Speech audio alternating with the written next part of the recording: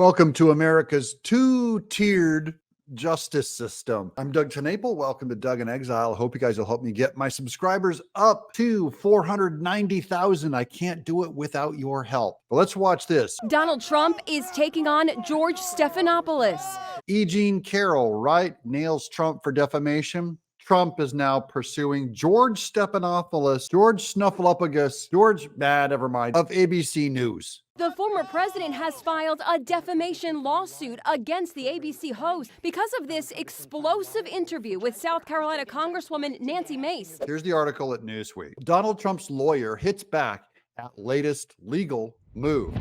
Donald Trump's legal team has urged a judge to reject an attempt by ABC and host George Stephanopoulos to dismiss the defamation lawsuit filed against them by the former president. Alejandro Brito, not burrito, Brito, has asked a Florida court to reject a motion to dismiss from the network in relation to an interview George Stephanopoulos conducted with South Carolina Republican Representative Nancy Mace. That's just to get you up to speed.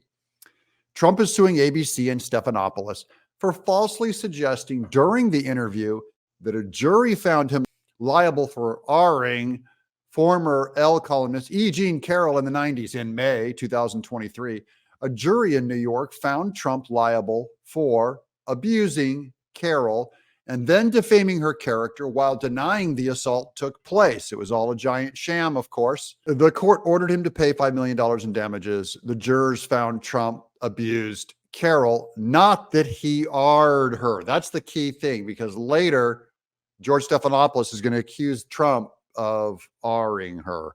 In March, Stephanopoulos interviewed Mace, our survivor, on why she supports Trump for the presidency after judges and two separate juries have found him liable for R and for defaming the victim of that R. Well, this is very strange because Trump didn't commit R. The jury didn't agree to it. It was Judge Kaplan who instructed E. Carroll's second court appearance that said he essentially did because of what he did with his hand.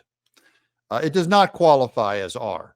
And if it does, then Joe Biden's guilty of the same thing with Tara Reade. Because of this explosive interview with South Carolina Congresswoman Nancy Mace on his Sunday morning show. You're shaming me for my political choices. I'm asking you a question about why you endorse someone who's been found liable for rape. So this is what I mean by the two-tier justice system. This is why Trump always feels ripped off, because what he does gets nailed for defamation and R. And then when Stephanopoulos does the exact same thing, probably even much worse than Trump ever said about E. Carroll, Stephanopoulos has said falsely about Trump on a major news network. And he won't get in trouble. That's the two-tiered justice system. That is E. Carroll. If you make one tier and then George Stephanopoulos makes another tier, then boom, no justice for Trump. ABC News sought to have the case thrown out while noting that Judge Lewis Kaplan, this is in the second E. Carroll case, who oversaw the civil trial in New York, has since ruled that Trump has committed R under a broader definition defined in other states. Now, this is completely made up definition. At the time of the trial, New York law defined R as committed using genitalia. Okay, it is what you traditionally think it is. In January of 24, New York expanded its definition. So this is in January of this year, New York changed its definition of R. Why? I wonder why they suddenly made up a new definition right here, January in 2024. This was a civil judgment over sexual abuse, by the way. Trump was watching, and now he's suing Stephanopoulos. In a complaint filed Monday, his attorney wrote, the jury expressly found that Trump did not commit. In his latest court filings, Brito said that the lawsuit filed by Trump is not about the legal definition of R or battery, but relates to the networks and Stephanopoulos' unmistakably untruthful, knowingly false, and defamatory statements as to what the jury in the Carroll civil case determined. And that is true. Quote, as defendants readily admit in their motion and as alleged in the complaint to have been known by Stephanopoulos at the time that he made the defamatory statements, Trump has never been found liable by a jury for R-ing Carroll, as that team is defined under New York's penal code. Of course, they're trying to now take a politicized judge, jury, even dictionary on what definitions are. And by politicized, I mean they mean one thing for Democrats and they will mean something else for Republicans. They'll mean one thing for E. Jean Carroll, another thing for Trump, then they'll flip the definition when it comes down to what George Stephanopoulos did to Trump, which was defamation at the very least for being false about what he said about Trump. And then New York just goes, oh, we've expanded, changed our definition of the R word in January of this year, right during the E. Jean Carroll case. Okay, I don't see anything here. Do you?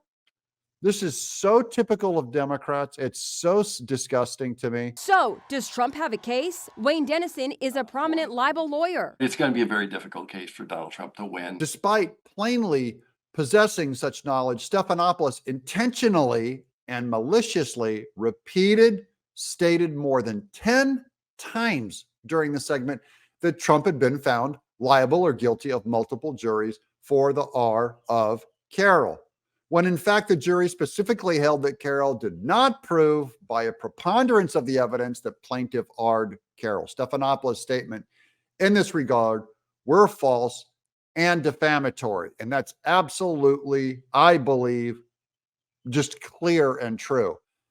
It doesn't mean what Trump did or didn't do. I'm only telling you what the jury did not convict him of. That was it, the R word. They did not convict him of that. That's in the documents. And now Democrats are like, what do words mean? What is a word? What is a definition? What is the R word? I mean, really, what's defamation? What's the price? What's the value of your reputation? How much money is E. Jean Carroll? Is it worth when Trump says to the video, let's just scale it all the way up for him? You can see like there's no fixed law. There's no fixed judgment.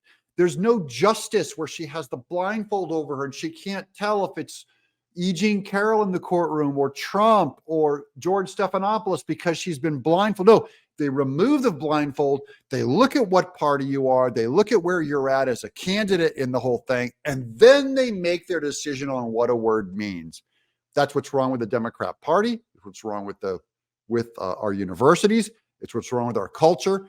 It's called personal relativism. It's subjectivism about things that ought to be objectively true, especially objective moral truth ought to be particularly fixed and rigid. I'm Doug in Exile.